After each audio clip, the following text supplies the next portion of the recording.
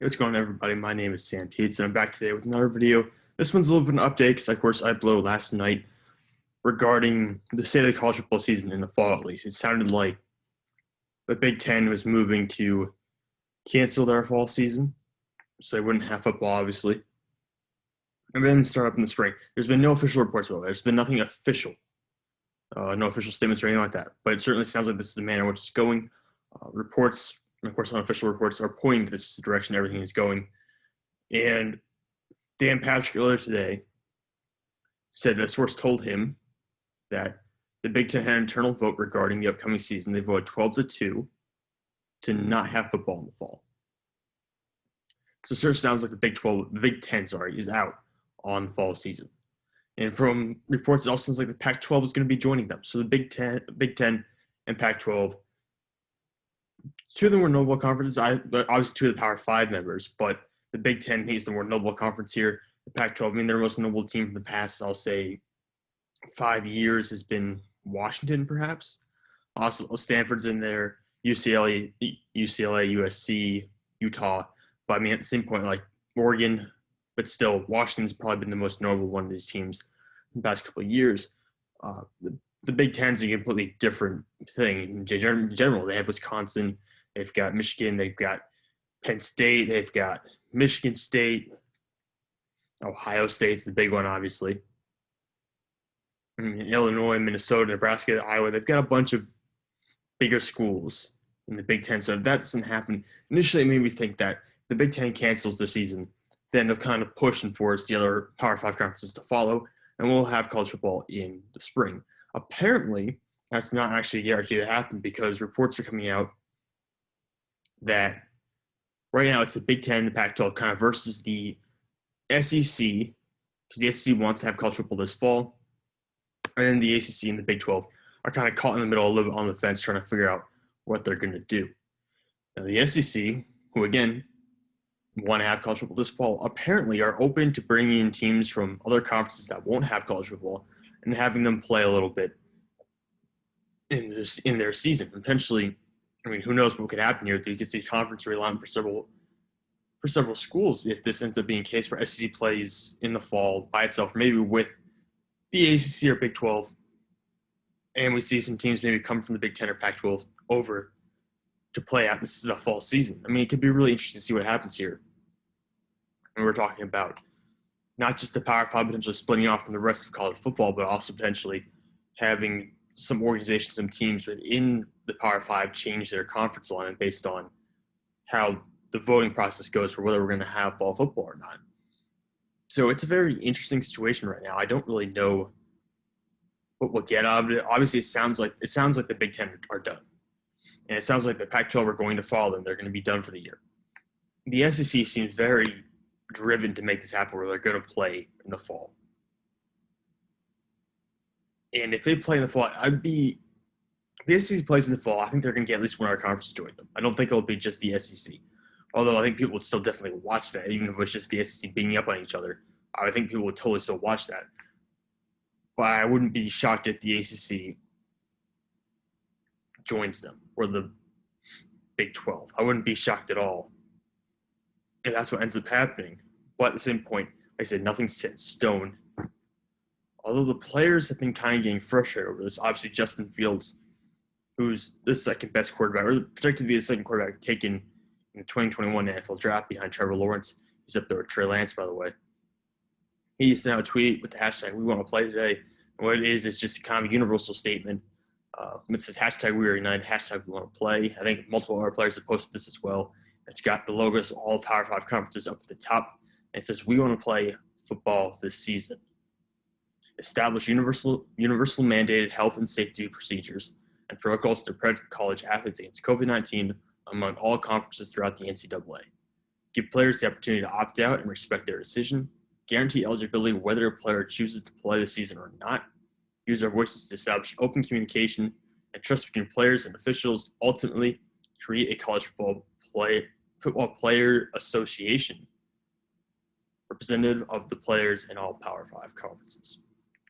And this is a tweet that's been shared by a bunch of high-ranking college football athletes at this point. And I think I don't think the players have any power right now. I know we have some big names like Trevor Lawrence who wants to have a season. And obviously, from that tweet I just read, Justin Fields wants to have a season as well. But we're at a point with college football where the players don't really have any power. It's not like the NFL or the NBA or any other professional sport where there are contracts. Okay? When there are contracts and there's agreements based like that, and there's a players association, it's a union, you have so much more negotiating power than if you're basically, I don't want to say unpaid labor because that's not entirely accurate, but it's close to what college football, I mean, they're considered amateurs, quote unquote amateurs, but amateurism it's so stupid. The NCAA is, I mean, it's such a mess. The idea of amateurism is such a mess. The NCAA is such a mess. But what we're looking at right now is a situation where the players in college football don't have a lot of power at all. They have no negotiating power. There's no money tied to them directly. They're not owed anything from the colleges and universities in terms of financially. So the only negotiating power they have is to not play. And not playing for them, it's not the same as holding out in professional football where you're going to have a contract. You know you're going to have another contract down the line. If you hold out in college football and you don't play, that affects your draft capital potentially. In most cases it would. Maybe not for someone like Trevor Lawrence, but for a lot of guys it would. And then it affects how much you're going to get paid down the line. It will affect where you get drafted, and that will affect your salary in the NFL. So there's a lot of stuff riding on here for the players. I don't think you have a lot of power because you can't really force the conferences to do anything. So the players don't have power to enforce their opinions in situations or to get their voices heard. From what I can tell, they're not really involved in the behind-the-scenes process of these voting processes or in these conference calls with the big conferences, in between the big conferences and also within their own conferences. They're not involved in that. They have no one behind the scenes, no one vying for their opinion, which is why they want to create a union or a players association so that they can have a say in these kind of decisions moving forward. And one thing I do think is if it's going to happen, if you're going to have a players association in college football, you have to get it done, and you have to get it done now. Because this group of players, Trevor Lawrence's, Justin Fields of the world, Chuba Hubbard's, the guys who can hold their football teams, their coaches, and even their universities somewhat captive because they're so good, they're such good players. These guys are only going to be in college football for another 7 or 8 months. They're not going to be there long term. They're going to the NFL. And even some of the younger guys maybe have 2 years left. Oh, they're going to be there 2 years. But then they're gone. And you kind of hit restart all over again. So for me, if you're going to make a player association at the college football level, it needs to happen right now. It needs to happen within the next 6 months. Because if you don't have it happen in 6 months, the players who are vying for this, players who want this to happen are going to be gone. They're going to be in the NFL. The big names are going to be out of the picture, and you're going to have even less power than you have already. So to me, I think players have a lot, and they have a lot riding on this. I mean, like I said, it impacts them financially in the future, potentially based on the draft.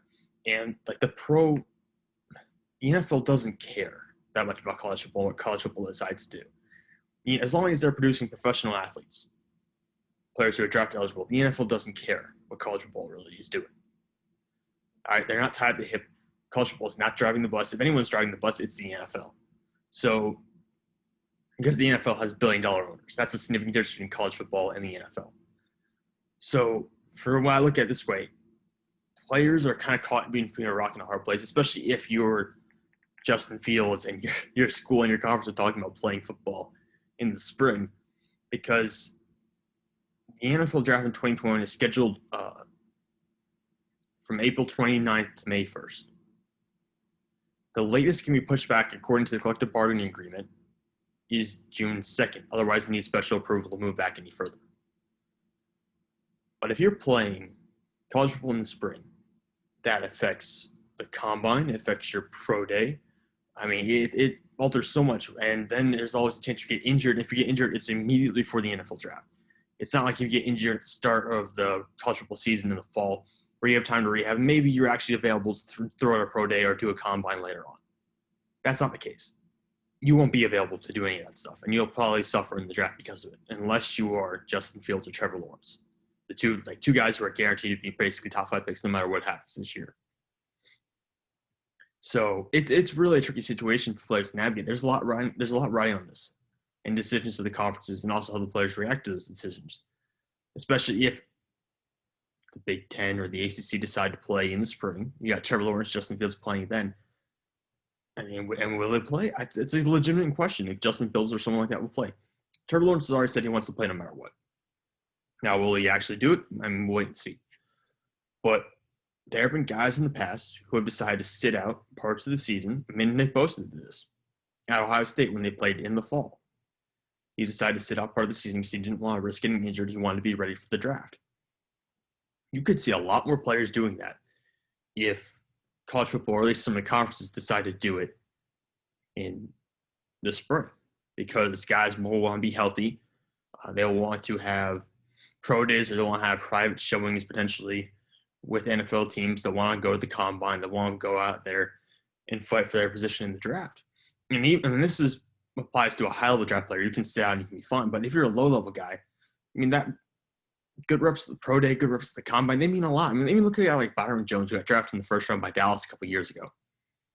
I mean, he blew up at the combine.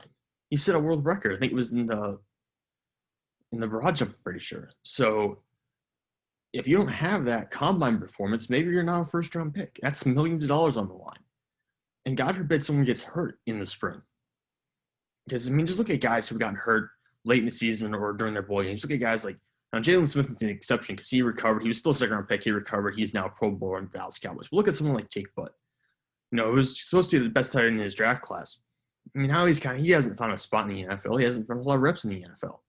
And he lost millions of dollars because he fell in the draft because of an injury. I mean, it happens to guys. And I think players, you know, sometimes when you're 20 years old, 21 years old, you feel like, well, I'm going to be young and healthy for the next 10, 15 years of my life, and then I'll have to worry about decline. But that's not true. You get seriously injured tomorrow and not be the same player ever again. So I think there's a lot to consider here for players moving forward. I mean, look at a guy like Bryce Love. One year he was like a Heisman candidate, and then the next year it was just a sincere drop-off. It was just he hit a cliff. He went from 2,118 rushing yards and 19 touchdowns in 2017 to under 800 rushing yards and only 6 rushing touchdowns the following season. I mean, that's an astronomical drop-off. That's really alters the amount of money he's making in the NFL level and his chances to be a star in the pros. So if you're looking at these kind of situations, I mean, I personally would, I know it doesn't matter, like, I'm not a college athlete, but I mean, I would not play if they're going to play in the spring. If it happens in the spring, I'm not playing. I'll tell you right now. I would not be playing in the spring because I need to do everything I can to be ready for the NFL at that point. I mean, because it's going to be months of football. You're going to be going for months, even if you start in January. It's going to affect your ability to attend a combine, if there even is a combine. I know the combine is sometimes overblown. It's not as important as people make it out to be. But at the same point, it's still an NFL combine. Like I said, there are guys who perform well, and teams will jump on combine warriors. It's happened in the past. And then, of course, things like pro days, like I said earlier, injuries, and the NFL draft itself, which can only be pushed back to June 2nd. There's a lot to weigh in here. And most of it affects the players, not the college football coaches or it's the deans of the school, the athletic directors. The guys making these decisions are not the ones, or the heads of the conferences, are not the ones being most impacted by this. It's really the players, the top prospects who could go, even guys who could go like in the 5th, 6th round. I mean, there's a lot in the play here. These guys decide what they want to do moving forward. And so far, the consensus seems to be among players that they want to play the season and they want to play in the fall. We'll have a college football season pretty much no matter what, because athletic departments need to have it, especially in the Power 5 conferences. So we'll have one, whether it's in the fall or spring. I'm pretty sure every conference will play at some point. It's just a question of who's going to play who. What are we going to do for a national champion? Are we going to have 2 national champions? Or are we going to have eventually 3 as things go sideways? Who knows? But there's just a lot of different facets to this. And the college football players themselves, I feel bad for them just because they don't have a lot of power in the situation right now. I already mentioned this. Without a players association, not a union to fight for you at this point. You're a bunch of guys posting stuff on Twitter. You're 21 to 24-year-olds. And the heads of conferences really don't care what you're saying. I mean, you don't have a lot of power. They're not really taking into account what you're asking for. That's why you need some guys fighting for you behind the scenes in these meetings, in these calls. And that's what a players association would do for you, which is why college football athletes, if they want to have that kind of power in the future, need to set up a players association as soon as possible. I have no idea how they would do that. I have no idea how it would work. But at the same point, I mean, it's really your only option if you want to have some kind of say in future situations like this. And hopefully there's never another situation like this. But history tells us there probably will be at some point. And I want to end with this. Joe Burrow, who was the top pick in the 2020 NFL draft. He was also the Heisman winner. He set multiple records at LSU this past season. They won national championship with him. Phenomenal player. Hopefully he'll be a star for the Bengals. Well, actually, I'm a Steelers fan, so I don't really know if I want him to be a star, but he looks like he's going to be a star in the NFL. Before last college football season, Joe Burrow was just another transfer in college football. He transferred from Ohio State to LSU. He was just another guy. And we've seen these kind of college football quarterbacks in the past. No offense to any of you. You're much more talented than I ever will be. But at the same point, we've seen college quarterbacks who are there for 2 or 3 or 4 years. They transfer around a little bit, and then they just never make it to the NFL. Joe Burrow is one of those guys after 2018. He was going to be a undrafted free agent working out for teams in the NFL until 2019 hit.